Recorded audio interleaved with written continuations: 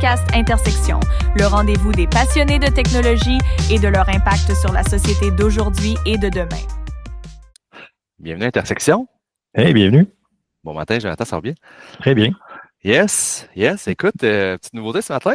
Oui, nouvelle formule, nouvelle façon de revenir un petit peu dans le quotidien des gens, puis de justement, étant donné que oui, c'est sûr, on fait de la balado, des fois on a des sujets plus longs, on va prendre beaucoup plus de temps, mais on s'est dit que ce serait le fun aussi d'être capable de revenir de façon plus hebdomadaire, bi-hebdomadaire, sur l'actualité, avec, dans le fond, des trucs peut-être un petit peu plus courts pour justement continuer là, d'être dans l'action. Hein.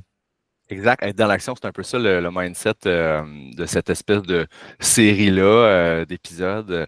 Dans le fond, les épisodes où on était et qu'on sera toujours, en fait, ça se poursuit, chers auditeurs, mais on aura toujours des épisodes en présentiel ensemble avec des sujets un petit peu plus développés.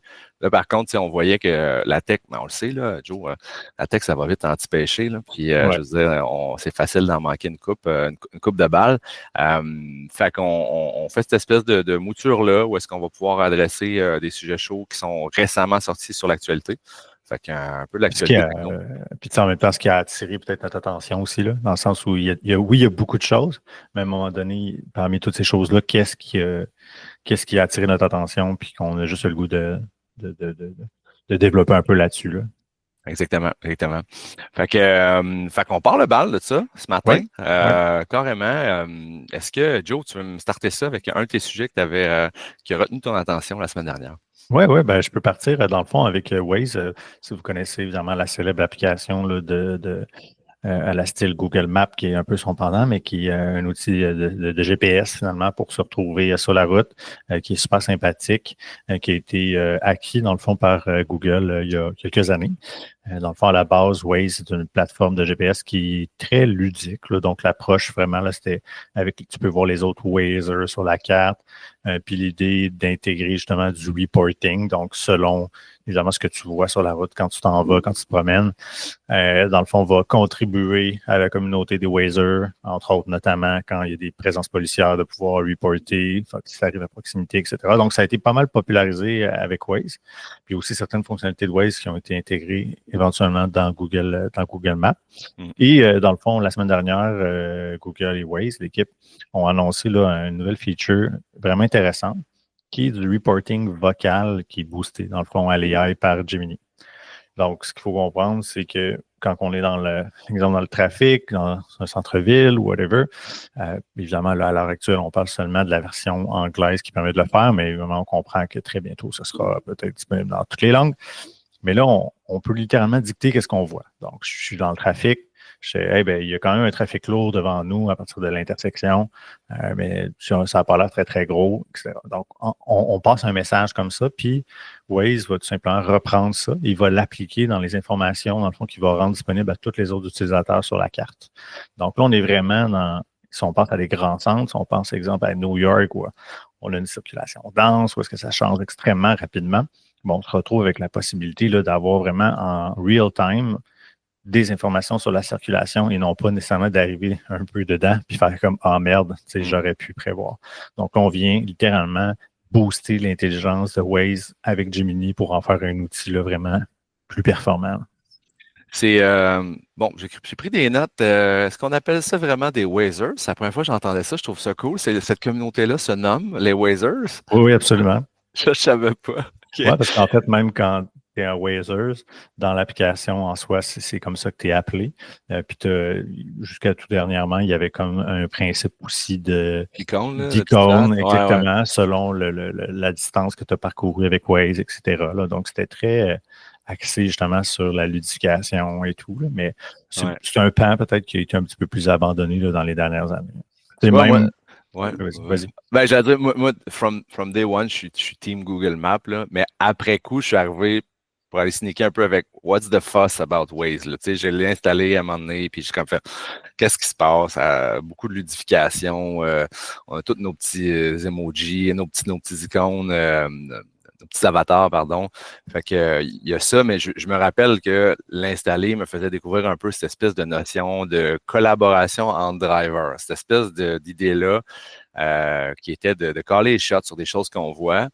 Puis là, c'est rendu chose commune, peu importe l'application de navigation que tu utilises, ben, j'utilise Google Maps. Il y a à peu près les mêmes affaires-ish là, pour signaler des trucs sur Google Maps. Ouais. Fait que c'est présent quand même partout. Mais c'est un héritage littéralement de Waze. Dans le c'est sens ça. Clairement, c'est dans l'acquisition. Clairement, c'est ce que Google a voulu, c'est d'aller rechercher pour un peu les features puis de les intégrer dans Google Maps. Puis de voir à quelque part aussi à un certain moment donné, peut-être qui allait remporter la guerre. Dans le sens où tu avais Maps, tu avais Waze qui prenait un peu du galon à côté. Ouais. Je pense qu'à un moment donné, probablement que Google va soit merger tout ça ensemble ou va en abandonner un des deux. Là, je veux dire, c'est un peu difficile de suivre actuellement parce qu'il n'y a pas si longtemps, on avait l'impression justement qu'on voyait plus une régression dans Waze, justement parce qu'on voyait que le côté de l'éducation était un petit peu plus abandonné, etc. Puis on voyait apparaître des fonctionnalités de Waze dans Google Maps. Fait qu'on se dit, on se dirige tranquillement vers Maps. Même moi, comme consommateur, comme utilisateur, je passais de Waze, puis là, je faisais comme, je voyais que finalement, il y a des features qui revenaient dans Maps. Fait que là, tranquillement, je retournais dans Maps. Mais écoute, je m'ennuyais tellement de ma voix de Darth Vader dans Waze que je suis retourné dedans. Voilà. Donc, mais bref, tu sais, il y a c'est comme dur à l'heure actuelle de savoir lequel des deux va supplanter l'autre. Là, mais c'est ça de voir là, aujourd'hui qu'on continue d'annoncer des nouvelles features dans Waze. Ça laisse croire qu'il n'y a pas nécessairement de décision puis de roadmap là, qui a été mis en place en disant OK, ben on kill Waze dans tant d'années.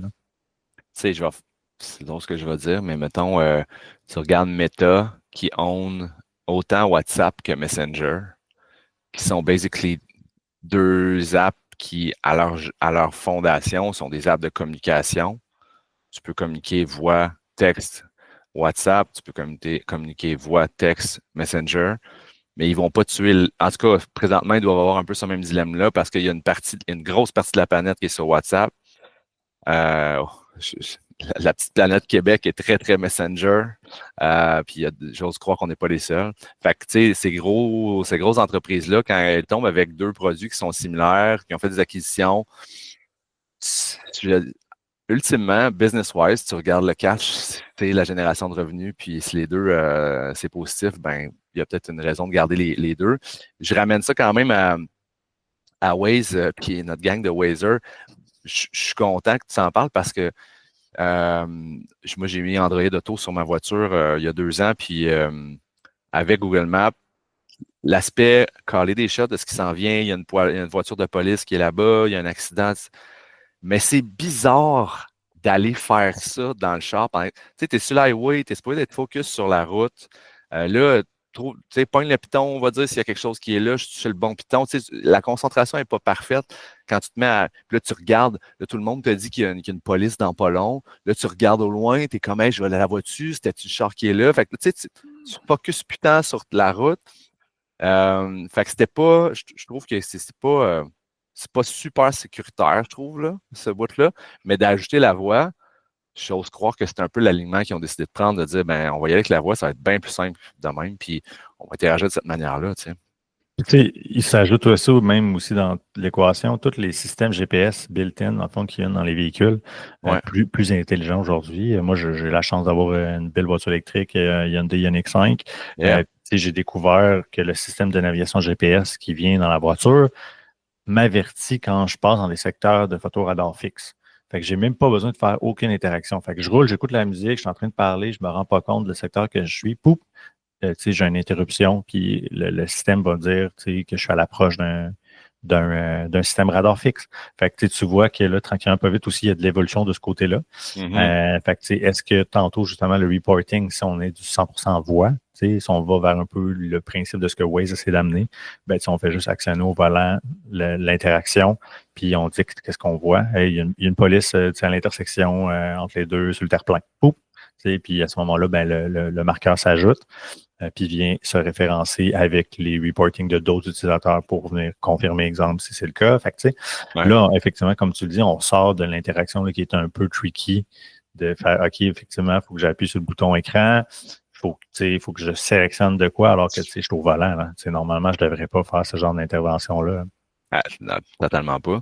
Et à plusieurs moments, je me suis mis du côté des forces de l'ordre comment les forces de l'ordre se sentent par rapport à toutes ces technologies-là qui leur mettent des bâtons dans les roues pour mettre le grappin à des gens qui autrement auraient fait de la vitesse. Là, c'est un autre débat, là, c'est un autre sujet rendu là. On n'est pas obligé d'ouvrir cette boîte de Pandore-là, mais j'ose croire que les Waze et les Google Maps de ce monde, avec ces notions de communauté-là, le nerf de la guerre, c'est pas de dire grâce à nous, vous n'avez pas pris une étiquette, vous pouvez continuer à rouler vite, puis on va vous le dire quand il faut ralentir, ce qui est totalement un non-sens. Là.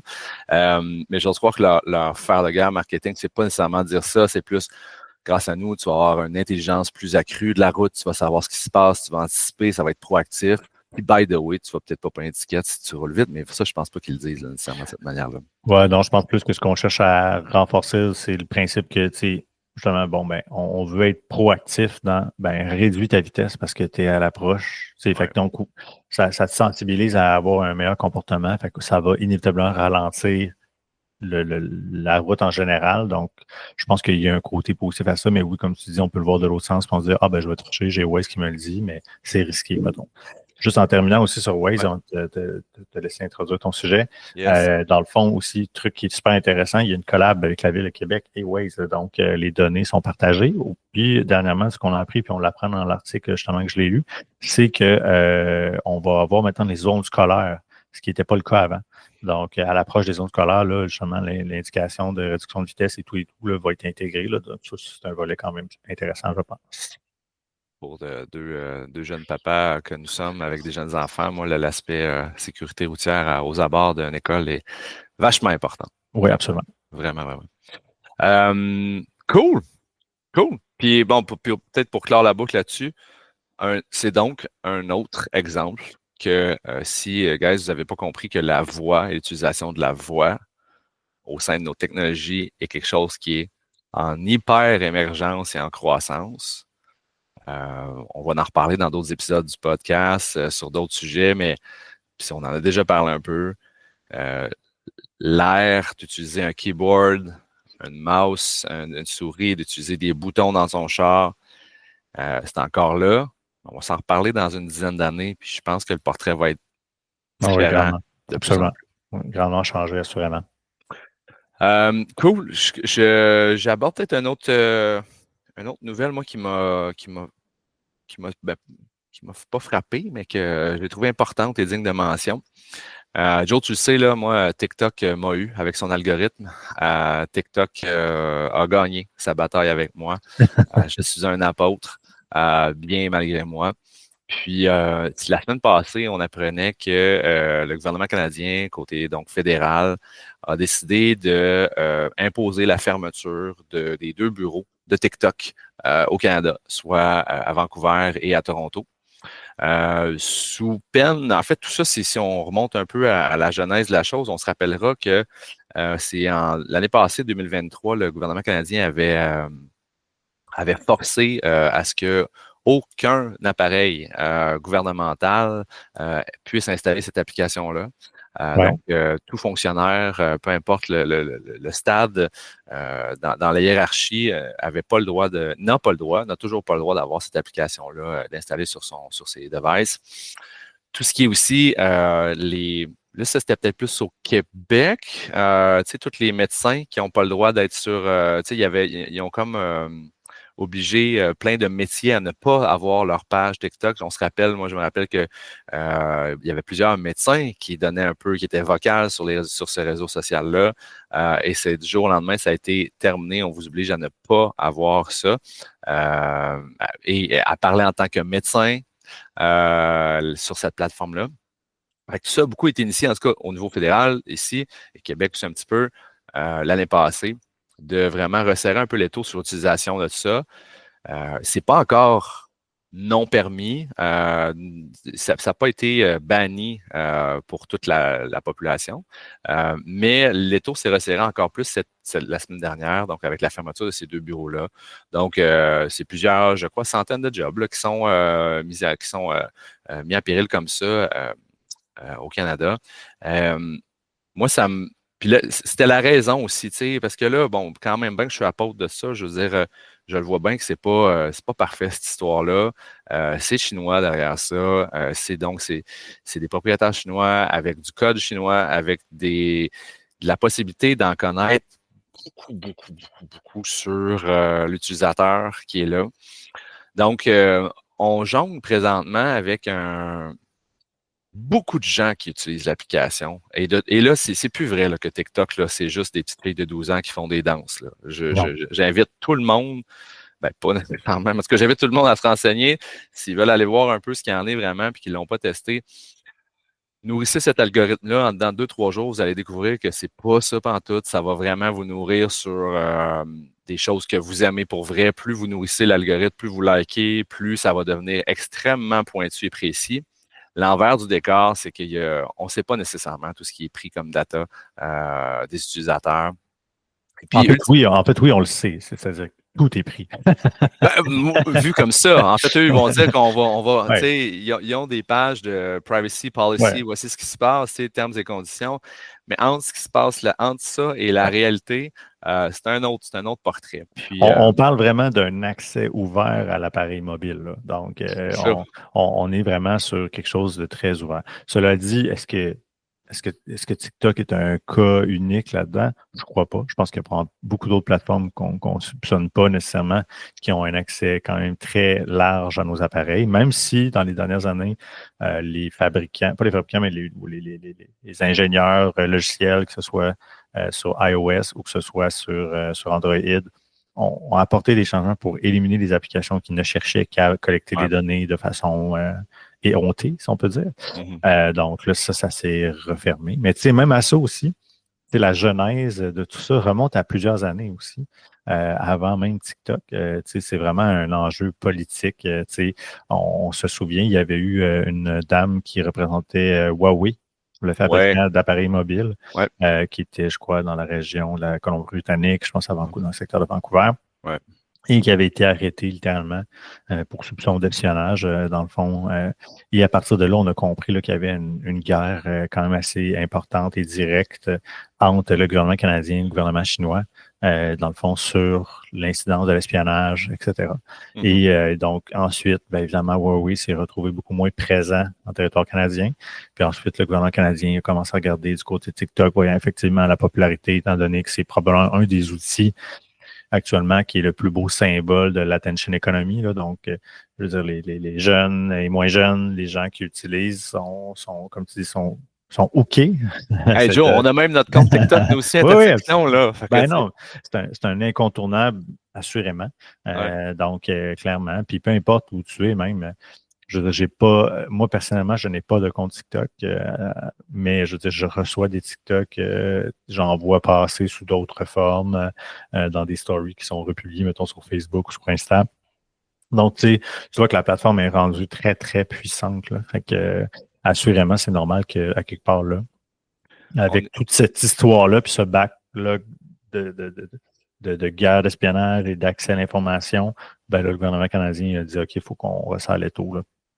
On est clairement dans, on suit la tech depuis longtemps, là, toi puis moi, puis on est carrément dans un gros high de cette de popularité. Et même, je regardais un peu avant l'épisode, là, j'essaie de trouver des stats qui montraient peut-être, je suis pas OK, ChatGPT à savoir, tu peux-tu me sortir des stats qui démontrent peut-être que il y a une décroissance un peu des autres réseaux sociaux vis-à-vis une croissance de TikTok. C'est pas nécessairement. Il y a certains qui ont une décroissance, d'autres plus une stabilité des choses. C'est plus une grosse croissance, plus qu'une stabilité des users en ce moment. Là où TikTok est je pense, moi, dans ma tête, je pensais qu'il battait à la plat de couture les réseaux sociaux en place, mettons Instagram, Facebook. Mais Facebook est tellement un très gros écosystème. Tu y vas pour dater, tu y vas pour marketplace, tu y vas pour des événements, tu y vas pour Messenger. C'est rendu vraiment multi-usage. Fait que je pense que ça les rattrape. Ils sont capables de conserver quand même un auditoire qui est grand, puis un petit peu grandissant. Mais mon feeling à moi, c'est ça, c'est qu'on on n'a pas fini d'entendre parler. Ce n'est qu'en croissance. Puis tu sais, là, boule de cristal, c'est un jour. Là, on a Trump qui est rentré la semaine passée au pouvoir aux États-Unis. Est-ce qu'un jour, on va bannir carrément l'application aux États-Unis pour les gens qui sont là. Mais je pense qu'il y a beaucoup de lobby qui se fait pour que ça n'arrive pas parce que c'est trop ancré dans les veines de millions, de milliards d'utilisateurs. Ouais. Mais le jour où peut-être qu'on va forcer de mettre la clé dans la porte de cette histoire-là, fait que là, on va se revirer vers quoi, là, tu sais, je sais pas. Effectivement, c'est un super bon point. Disons qu'avec tout ce qui se passe sur la scène internationale, les élections américaines, il y a lieu d'être de voir qu'est-ce qui va se passer pour la suite. Puis honnêtement, j'ai aucune idée. Dans le sens où le personnage est difficile à suivre. Donc, très hâte de voir là, justement les 4 prochaines années, qu'est-ce qui va se passer de ce côté-là. Absolument, absolument. On arrête TikTok pour là, on passe à ton prochain sujet. Oui, absolument. Amazon? Oui, j'ai trouvé ça super intéressant. Tu sais, évidemment, je pense qu'on le veuille ou non, on finit, même si on veut encourager l'économie locale, inévitablement, on finit toujours par acheter un petit truc une fois de temps en temps sur Amazon par nécessité. Puis, dernièrement, dans le fond, Amazon a annoncé qu'ils élargissaient leur programme Amazon Air. En fait, c'est Prime Air, pardon. Prime Air, dans le fond, parce que ça a été lancé plus tôt, il y a quelques années même, je pense, déjà, où il y avait un service, dans le fond, en Arizona, qui permettait de recevoir certains colis, un nombre de produits quand même limité, mais par drone. Entre autres, il y avait des produits pharmaceutiques qui avaient été testés. Donc, tu peux aller chercher littéralement, recevoir tes médicaments. Puis c'était avec un collège américain, là, donc les étudiants pouvaient commander leurs médocs et les recevoir par Prime Air. Puis là, on parle d'un service qui actuellement, on parle de livrer dans les 30 minutes à 1 heure un produit du catalogue de 50 000 produits qui sont disponibles. Donc, on parle de produits avec une limitation qui ont maximum 5 livres pour être transportés par l'appareil MK30 de drone, dans le fond, de Amazon. Drone qui a été grandement amélioré, notamment justement sur les capacités qu'il y a d'être dans les intempéries. Donc, c'est un drone, évidemment, qui peut fonctionner s'il pleut, ce qui n'était pas nécessairement le cas de son prédécesseur. Il fonctionnait, mais il n'était pas nécessairement conçu pour ça, donc ce n'était pas les meilleures conditions. Donc, là, maintenant, on a un appareil qui est vraiment plus résistant de ce côté-là. Et aussi au niveau du son, parce que je pense que c'est un enjeu. Donc, le son, là, on parle d'un appareil là, qui va limiter un petit peu plus le côté décibel. On parle de 40 à 60 pour le vieil appareil et la version antécédente. Et là, on parle d'avoir réduit ce son-là de 50 %.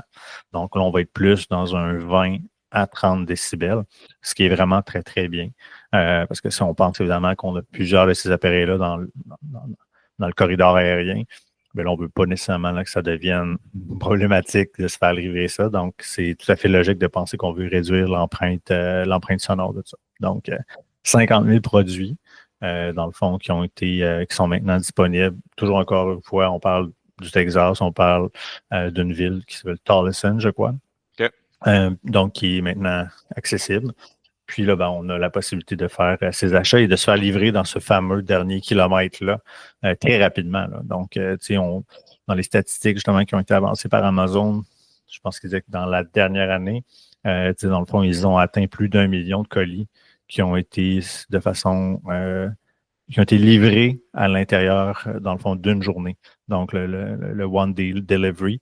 Donc, plus d'1 million de colis qui ont réussi à le faire. Puis, moi, je l'ai vécu dernièrement. Ce joli micro, pour ceux qui voient le truc. Commander ça sur Amazon. Pas le panier bleu? Non, pas le panier bleu, malheureusement. J'ai tenté, mais ça me disait que c'est ça. En tout cas, bref, commandé la veille et reçu le lendemain. Donc, c'est quand même très impressionnant. Puis, ça relance un peu le débat sur dans le sens où qu'est-ce que ça va prendre pour arrêter Amazon. C'est rendu assez majeur. Là. Même si depuis un certain temps, on voit apparaître des joueurs comme Temu ou même Alibaba à un moment donné qui a été quand même assez fort aussi. Ouais. Tendance à croire qu'Amazon continue d'être fort. Là. C'est une course folle. Là, et ils sont bons premiers, ça c'est certain. Là, ça c'est sûr. Puis c'est sûr que ça amène aussi, là on rouvre la porte à OK, mais travailler chez Amazon, ça ressemble à quoi, là? T'aurais-tu travaillé chez Amazon, toi, là faire des colis, puis tout ça, puis toute cette espèce dans l'envers du décor. Il y a de moins en moins de gens qui travaillent là. C'est ça aussi, la c'est particularité. vrai, t'as raison. Le monde dans lequel on est actuellement, tout le volet, préparation de commandes, préparation de colis et tout ça, est en train de se robotiser à vitesse grand V. Ouais. Donc, de moins en moins d'humains qui vont traiter ces colis-là. Après ça, c'est sûr qu'il y a l'enjeu de la production, mais cette production-là, c'est sûr qu'elle est indirectement dans la cour d'Amazon parce que c'est pas eux nécessairement qui sont les fabricants. Ouais. Mais tu sais, leur bout de si on peut dire, de la chaîne est en train de s'automatiser très sérieusement, là. Donc, on est vraiment dans une autre dynamique, là. C'est assez impressionnant. Pour avoir déjà vu justement quelques petites vidéos là, qui présentent, dans le fond, les chaînes, comment ça fonctionne chez Amazon, la robotisation, les tests qu'ils font. C'est complètement fou, là. Puis, on peut juste penser à quel point tout ça vient de prendre une swing. Supérieur encore avec ce qui s'ajoute en termes d'AI, donc de reconnaissance des objets, etc., etc. Là, ça doit être quand même assez impressionnant de penser à quels seront les prochains développements de ce côté-là d'Amazon. C'est fascinant. Maintenant, si on revient à livrer par drone, c'est toujours au même titre que la navigation autonome, les voitures autonomes. Là, nous, on a toujours notre tête de Québécois là, qui se disent Hey, tabarouette, quand est-ce que tu vas voir ça ici, puis tout ça. Mais comme n'importe quel tech, je veux dire, c'est démocratisé, c'est testé, il y a d'innombrables itérations qui vont se faire dans des zones un peu plus safe, dans des places un peu plus, c'est ça, un peu plus safe. Mais c'est où que je lisais ça dernièrement? Je pense que c'est en Californie. La Californie est comme le berceau de beaucoup de tech qui se fait. Des voitures autonomes qui roulent pour aller, des taxis autonomes. Il y en a plein là, qui se font. Là. C'est là, c'est actuel, ça se fait. Fait c'est le fun d'avoir un regard sur ces endroits-là, puis potentiellement se dire, ben ça va s'en venir ici éventuellement. Maintenant, le drone, une tempête à moins 32, je veux dire, en plein mois de janvier, à quoi ça va ressembler ici au Québec, je ne sais pas. Ouais, moi, j'aurais tendance à croire que ça va être un peu comme le même principe que les vols d'avion. Là. Ça va être delivery delayed. Dans le sens où, quelque part, ils vont être capables de voir, OK, ben, il y a des scénarios météo qui s'en viennent, donc le feature de service dans cette région-là ne sera pas disponible. Ouais. Donc, on est capable de le savoir. Hey, guys, il y a une tempête qui s'en vient. Bon, ben, écoute, dans 24 heures, le Prime Air ne sera pas disponible parce que ça ne sert à rien d'essayer de sortir les appareils.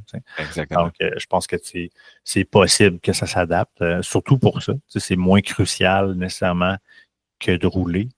Comme on en a parlé pour les véhicules autonomes, ben, des fois, il faut que tu te déplaces, tu n'as pas le choix. Mais là, dans ce cas-ci, est-ce que ta livraison, c'est nécessaire vraiment que tu l'ailles le lendemain? Je pense que généralement, dans une bonne partie des cas, on peut attendre.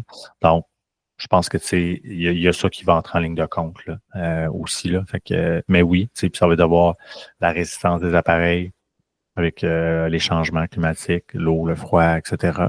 Mais tu sais, je vois ça plus proche qu'on le pense, je pense. C'est vraiment la vitesse de croissance que Amazon prend avec ces produits-là. Je ne serais pas surpris là, de voir qu'un déploiement Tranquille va se faire de façon plus large à d'autres États américains. C'est sûr que avant que ça arrive au Canada, il va falloir que ça passe avec les instances qui régissent tout l'aérien ici au Canada. Ouais. Mais tu sais, bon, encore une fois, peut-être que c'est quelque chose qu'on pourra se parler dans 5 ans, voir où est-ce que c'est rendu. Ce qui m'amène à jaser un peu d'une petite coquinerie. Puis je la Google Live là, je te l'avais envoyé un peu. Angry Florida man shot Walmart drone with his pistol. Donc, on voyait dernièrement que... Make America Great Again. Make America Great Again. Donc, on avait un copain en Floride là, qui est là, que lui, il a 72 ans, puis malheureusement, Dennis Wynn, il n'a pas suivi les actualités autant que toi puis moi, Jonathan. Puis quand il a vu cette affaire-là, puis je veux dire, il y a la guerre partout sur la planète, 1 et 1 font 2, je veux dire, on tend à se faire attaquer. Lui, il a sorti son gun, puis il a shooté ça. Donc, c'était terminé pour le drone de Walmart qui venait simplement livrer un petit paquet Walmart à un voisin dans le voisinage. Avec son pistolet 9 mm. Alors, et il s'est fait arrêter. Et puis, je ne sais pas le dénouement. Il faudrait le lire ici, là, mais ça m'a quand même fait rire un peu quand tu m'as envoyé ça.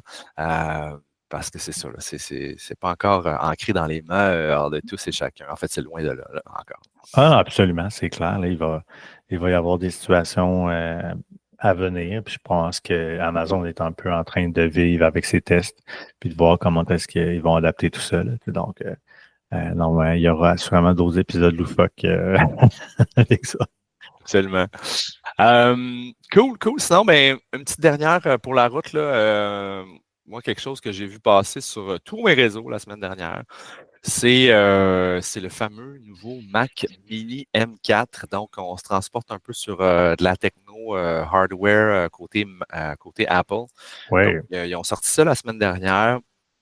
Moi, l'histoire réelle pour moi, je suis un fervent, je suis un gars de Windows à la base, mais depuis mes 12 dernières années à job, c'est juste des Mac qu'on me donnait. Fait que j'ai comme, donc, par la bande, appris à jongler avec the other side of the force, là, tu sais. Ce qui fait que je suis un peu par la bande ce qui se passe à ce niveau-là, puis on ne changera rien, là, je veux dire, Apple, ils savent là, faire des produits là, très, très, très, très, très bien. Puis ça vient avec l'aura Apple, avec beaucoup de. Il y a une crédibilité d'emblée qui qui est là généralement lorsqu'un produit est sorti chez Apple. Le Mac Mini M4 est sorti la semaine dernière. Ce qui est intéressant par rapport à cet ordinateur-là, donc, c'est pas gros, là. C'est juste ça tient dans une main, là. Ça tient dans une main. Et quasiment la grosseur d'un post-it. Là. genre, ça n'a pas de sens, tu sais. Ouais. Puis, tu sais, à défaut de se répéter, là, mais plus les années avancent, plus le form factor, on se rapetisse. Ouais. Et plus à l'intérieur, c'est plus puissant que ce que ça n'a jamais été. Le Mac Mini en est un autre exemple. Donc, moi, de ce que j'ai vu passer dans tout le monde qui a fait des reviews par rapport à ce produit-là, c'est que c'est le meilleur ordinateur pour le prix que tu vas avoir. Il n'y a rien présentement dans le marché qui va te permettre d'avoir autant de puissance, autant de portabilité. Tu vas pouvoir l'amener un petit peu partout. Puis au niveau du prix, c'est super intéressant. On parle d'un ordinateur qui se détaille. Puis dans le canadien, je regardais le canadien hier, c'était 799 canadiens pour le modèle de base. Puis là, fidèle à eux-mêmes, tu peux monter ça avec. Tu peux upgrader, c'est comme un char, tu as des options là-dessus. Ouais. Fait intéressant. Bon, c'est avec la puce M4 d'Apple. Fait intéressant. Bon, tout le monde était comme, il était temps qu'ils mettent de base, c'est du 16? Attends, je pense que c'est 16 GB de RAM. Ouais. Parce qu'avant, c'était 8 la base. Ouais. Mais là, ils ont dit que tu prends le plus petit modèle du char, là, il vient avec 16 GB de RAM. Ce qui est, en mon sens, aujourd'hui, puis étant, je pense que c'est la même chose pour toi, Joe, là, je veux dire, on est un peu une référence tech pour amis, collègues, famille, puis tout ça. Fait que quand quelqu'un a besoin d'un ordinateur, il appelle Joe, il appelle Simon, je devrais-tu faire ça? Puis la question de la RAM, tu sais, 8 en 2024-2025, c'est correct, là, mais de la minute que tu te gâtes 16 tabs Chrome avec ton Word document qui marche puis ton Outlook, c'est lourd un petit peu. C'est lourd. Non, absolument. Absolument, parce qu'on est passé d'un Internet où tout ce qu'on faisait, c'était de l'optimisation. Donc, on optimisait les images, on optimisait tout dans la conception, même au niveau logiciel, les logiciels étaient légers, c'était pas trop lourd à télécharger un horizon où là, on s'est dit, bon, on est dans la haute vitesse, fait que c'est plus vraiment un enjeu, fait que tout est devenu lourd, tout est devenu gros. Ouais. Fait que, ça demande des appareils plus costauds pour soutenir ça. Puis, effectivement, je pense que ça a toujours été un peu un reproche que les consommateurs ont eu du côté d'Apple, c'est que les versions de base venaient avec des specs minimum. Là. Donc, que ce soit même au niveau du HD, du disque dur. Donc, c'est souvent, on installe l'OS, puis après ça, on a bouffé littéralement presque déjà 50% de l'espace. Ouais. Donc, ça nécessitait comme systématiquement d'aller prendre une option pour avoir un disque dur élargi, etc. Donc, c'était très rare que les gens achetaient les versions de base, à moins de vouloir vraiment juste naviguer puis travailler de façon légère. T'sais. Absolument. Donc absolument. oui, mais le Mac Mini, moi, c'est un appareil que j'aime beaucoup.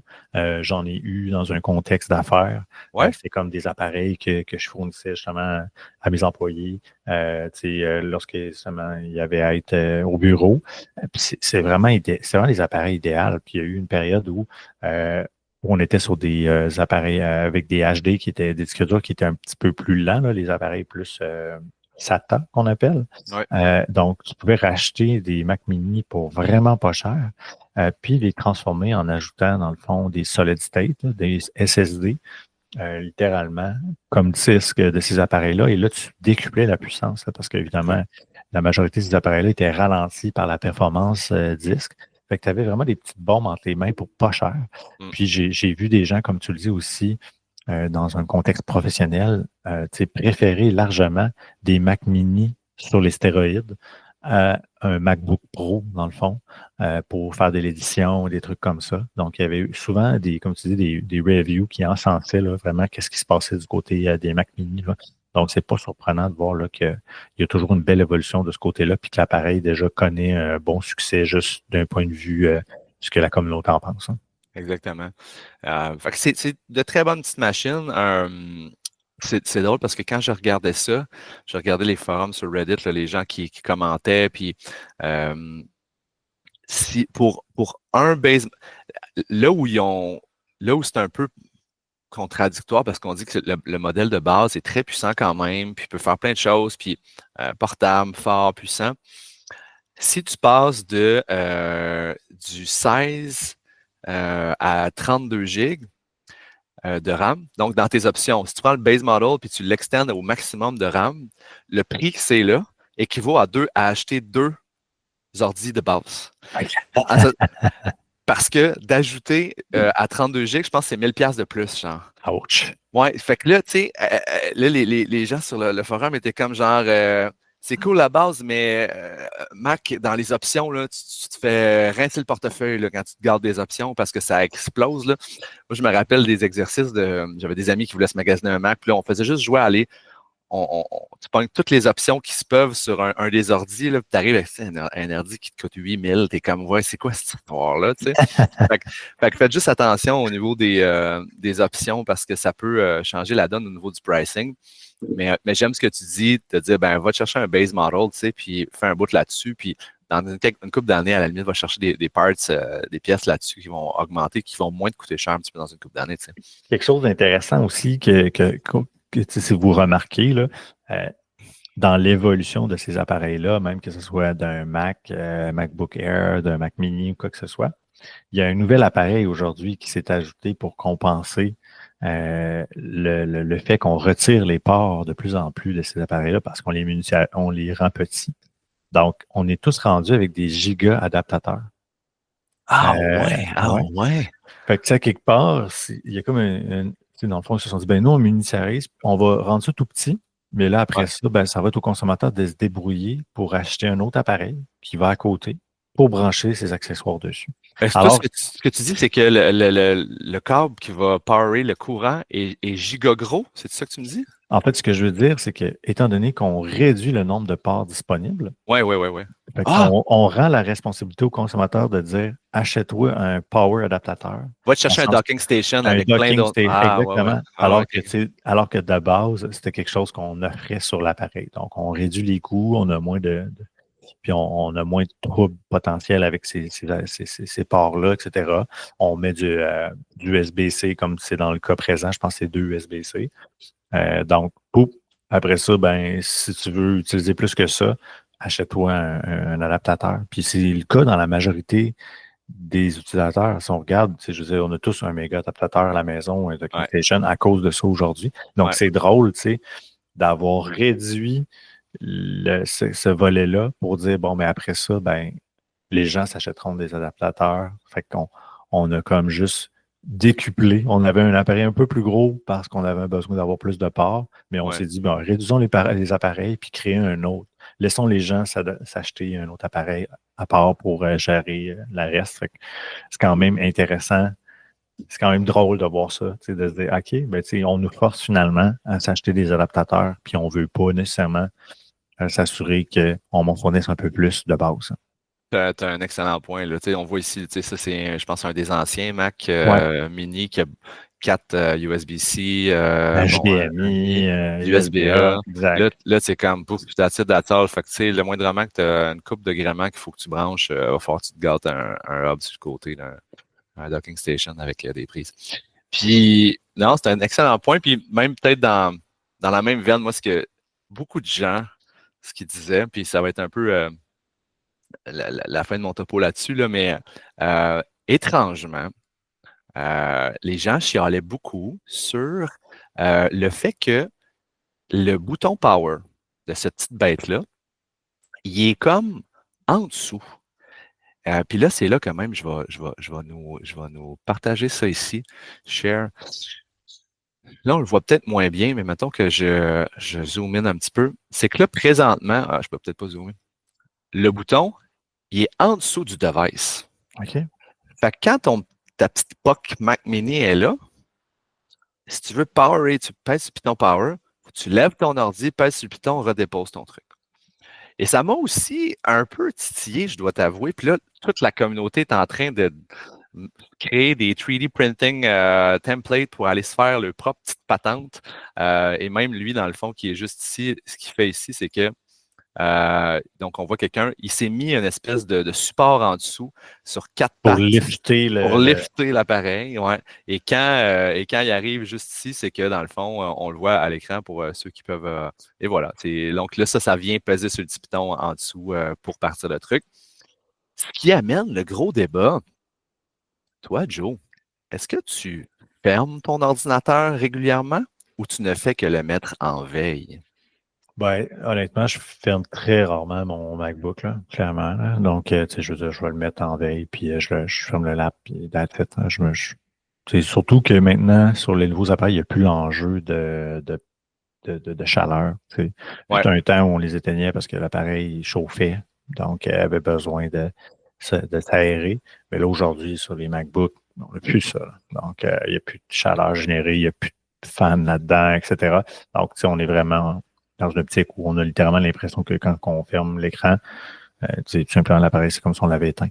Donc, Puis j'ose croire, parce que c'est pas des innocents chez Apple, d'abord moi, ils se sont dit la même affaire aussi. Tu sais, qu'il y a une majeure partie des gens qui ne font que sleep, faire dormir l'ordi, là, ferme l'écran, puis that's it, on reprend ça le lendemain.